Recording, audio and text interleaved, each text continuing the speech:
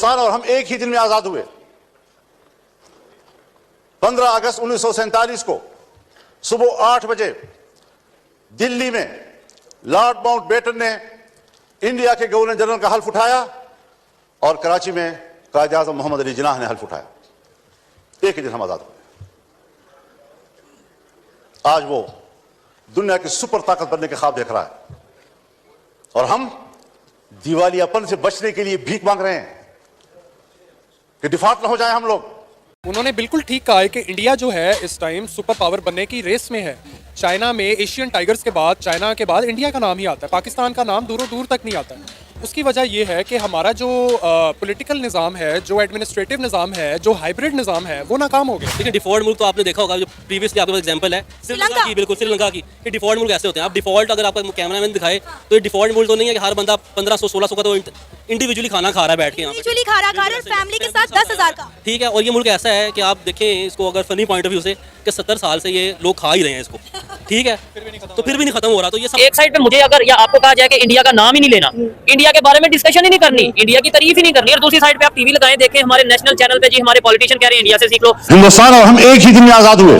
आज वो दुनिया की सुपर ताकत बनने के ख्वाब देख रहा है और हम दिवालियापन से बचने के लिए भीख मांग रहे हैं। हम कहते हैं हर बात में इंडिया को सपोर्ट नहीं करना। उन्होंने भी 1947 में आजादी लिया, हमने भी 1947 में आजादी लिया। आज देख ले, माइक्रोसॉफ्ट का हेड ऑफिस उधर लगा है, अमेजोन का हेड ऑफिस उधर लगा है, इवन के टेस्ला जो इलन मस्क की कंपनी है उसका हेड ऑफिस उधर लगा है। वो अपने लोगों के एप्पल, गूगल, ये सब इवन के हमें अपनी ईद का चांद नजर नहीं आता और इंडिया ईद पे चांद पे जो है वो पहुंचा हुआ है, हमें अपना चांद नजर नहीं।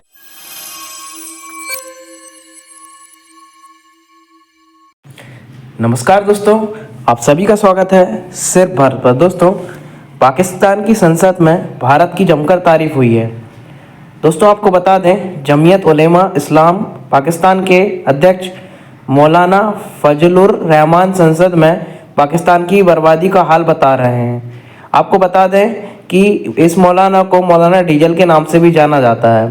इसी दौरान उसके मुंह से भारत का जिक्र हुआ तो तारीफों के पुल बांध डाले। उसने कहा कि भारत सुपर पावर बन रहा है। पाकिस्तान के राजनेता चाहे जितना भी भारत का विरोध कर ले, लेकिन एक बात तो वो भी मानने लगे हैं कि हिंदुस्तान उनसे कहीं आगे निकल गया है। अब एक कट्टर भारत विरोधी पाकिस्तानी मौलाना और नेता ने पाकिस्तानी संसद के भीतर भारत की जमकर तारीफ की है, जिसका एक वीडियो काफ़ी वायरल हो रहा है। मौलाना डीजल के नाम से मशहूर पाकिस्तानी संसद और जमीयत उलेमा इस्लाम पाकिस्तान के अध्यक्ष मौलाना फजलुर रहमान का भारत को लेकर दर्द सामने आया। उन्होंने कहा कि आज भारत सुपर पावर बनने जा रहा है और पाकिस्तान दुनिया के देशों के सामने भीख मांगता फिर रहा है। हम अपने आप को इस दिवालियेपन से नहीं बचा पा रहे हैं। आइए देखते हैं इसी के ऊपर पाकिस्तानी मीडिया का किस प्रकार का रिएक्शन आ रहा है। लेकिन खैर मौलाना साहब कुछ और भी कह रहे थे। आज असेंबली में खड़े होकर मौलाना साहब ने तो जी हल्ला मचा दी, और हम आपको सुनाते हैं कि मौलाना साहब ने क्या कहा। हिंदुस्तान और हम एक ही दिन में आजाद हुए। 15 अगस्त 1947 को आज वो दुनिया की सुपर ताकत बनने के ख्वाब देख रहा है और हम दिवालियापन से बचने के लिए भीख मांग रहे हैं कि डिफॉल्ट ना हो जाए हम लोग। ये किसके हाथों, कौन जिम्मेदार है उसका? ये थे मौलाना फजलुर रहमान जो कह रहे थे कि पाकिस्तान और भारत एक ही दिन आजाद हुआ, 15 अगस्त। लेकिन मौलाना साहब, एक तो 15 अगस्त की मुझे समझ नहीं आती, 14 अगस्त है, हम तो 14 अगस्त को मनाते हैं। लेकिन ये कि हम आजाद नहीं हुए थे, हमें तो क्रिएट किया गया था ना, मुल्क तो बना था, आजाद तो हिंदुस्तान हुआ था अंग्रेजों से भी और हमसे भी, तो इसीलिए वो तरक्की कर गए। वैसे हमने जिसका साथ छोड़ा है या जिसने हमारा साथ छोड़ा है, चाहे वो हिंदुस्तान हो चाहे वो बांग्लादेश हो, वो हमने देखा कि वो प्रोग्रेस कर गया। इकोनॉमी भी उनकी ठीक हो गई, एजुकेशन सिस्टम भी उनका ठीक हो गया, फौज भी उन्होंने साइड पे रखी कि जहां फौज का काम है वहीं तक रहे। तो इसका मतलब तो यही है कि जो हमारे पास से चला गया या हम जिसके पास से खुद आ गए, उन सब के लिए बेहतर हो गया और हमारे लिए तो जाहिर है कि जो हो रहा है सो हो रहा है। उन्होंने बिल्कुल ठीक कहा है कि इंडिया जो है इस टाइम सुपर पावर बनने की रेस में है।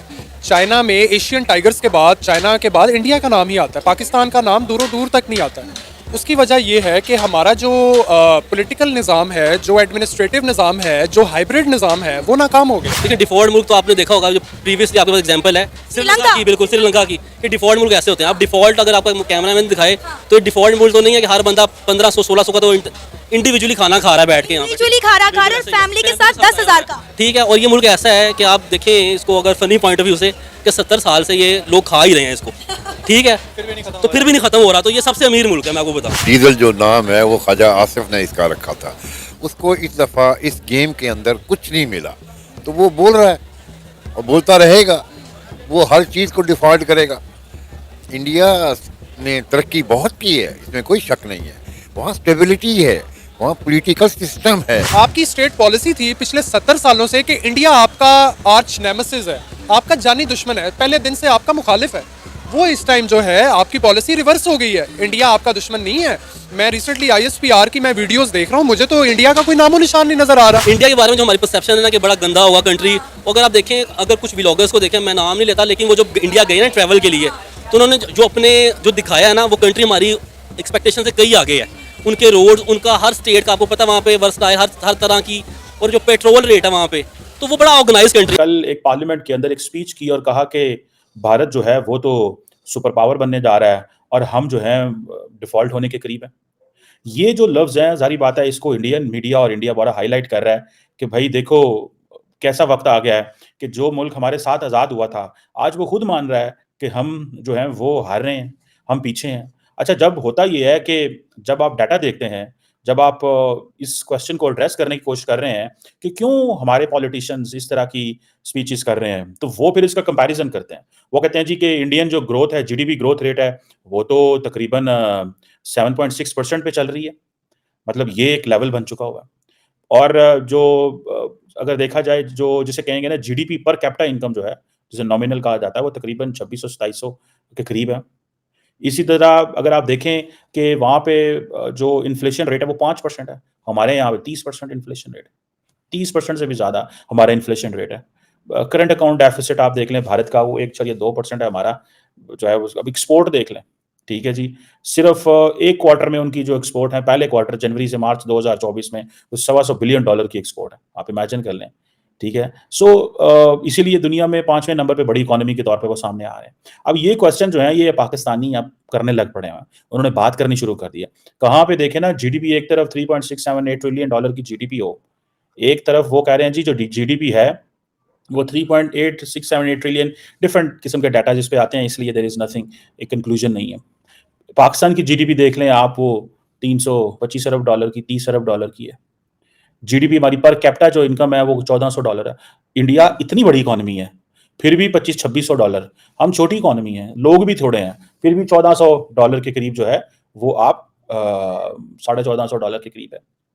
सो आप इसको देखें कि जब इस तरह की चीज़ें आती हैं सामने, तो लोग पॉलिटिशियन फिर बोलना शुरू कर देते हैं कि हमारी, और फिर सिर्फ ये चीज़ें नहीं हैं, ये सिर्फ ये वो नहीं है कि जी इन डाटा की वजह से लोग बोल रहे हैं, ठीक है, लोग और चीज़ों से भी बोलते हैं।